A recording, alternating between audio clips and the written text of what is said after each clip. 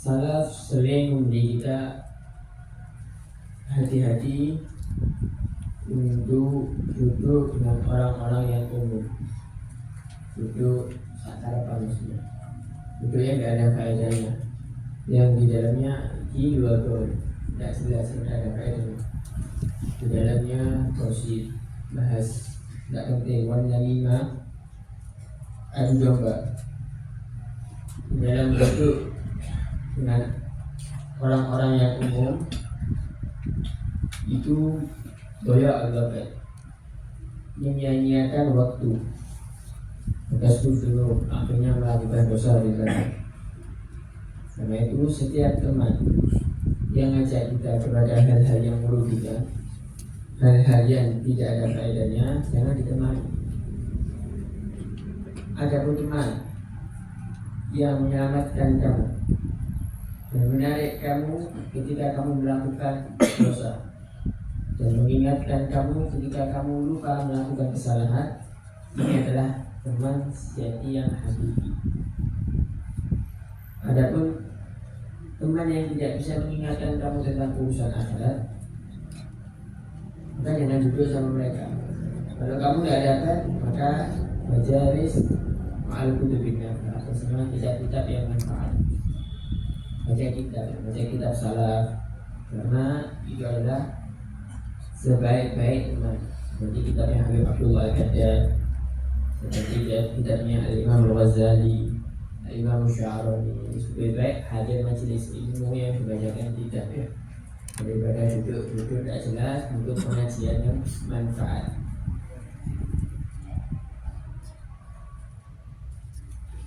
Adapun sahib yang ngajak kamu kepada riba dan hal-hal yang tidak ada manfaatnya, maka menjauhnya kamu dari mereka, kamu akan menjadi orang yang beruntung. Jangan dekat-dekat sama teman yang tidak ada faedahnya. Kita menjauh, maka kita akan menjadi orang yang beruntung. Nah, Imam Hasan Al-Basri, beliau pernah berkata, kalau seandainya saya mau merasai seseorang, maka saya lebih baik merasanya kedua orang tua saya. Lebih baik menghibah kedua orang tua saya. Kenapa? Karena riba itu satu di antara dua. Kita ngasih kepada orang yang kita kosipi itu pahala kita kedua, dan kita ambil dosanya orang yang kita riba, dosanya kita ambil. Maka yang lebih baik ya orang tua kita. Karena itu riba ini kadang-kadang bentuk rahmatnya Allah. Orang yang berriba itu mungkin karena kurang istighfar, Allah kepingin ngampuni dosanya, akhirnya berriba sama orang, dirasani sama orang, dijanji sama orang. Itu bentuk dari rahmatnya Allah Subhanahu wa ta'ala. Mungkin orang ini kurang ibadahnya, sampai ada orang yang merasani, karena Allah mengangkat. Mungkin amalnya kurang diangkat sama orang-orang yang gila. Itu namanya bentuk rahmatnya Allah Subhanahu wa ta'ala. Karena itu katanya Abu Hasan, kalau saya mau riba orang, tidak ada saya ngasih untung ke orang lain. Paling afdal ya saya ngasih untung kepada kedua orang tua saya. Jadi ini gambaran orang riba itu selain berjualan, dia itu bodoh. Kenapa? Karena yang diribai itu yang punya dosanya gara-gara dia, dan dia menerima atau menanggung dosa orang diribai. Bodoh.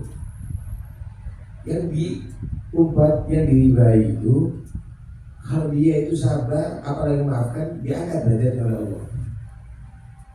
Diangkat derajatnya oleh Allah. Karena itu sebenarnya orang yang diribai itu adalah orang yang beruntung.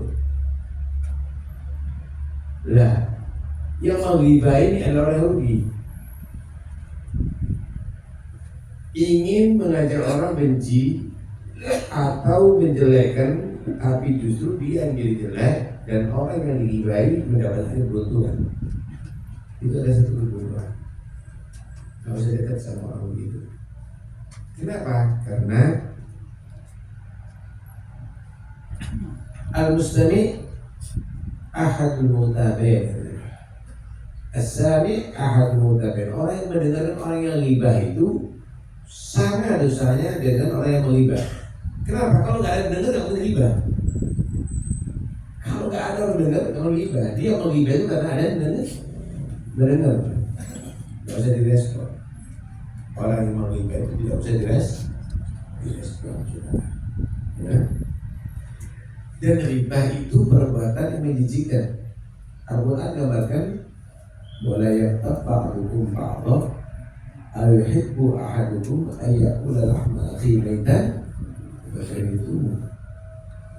Jangan kamu menghibah satu sama lain, ngumpat, menceritakan kekurangan orang.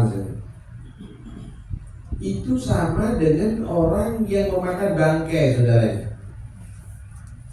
Menjijikkan, sadis.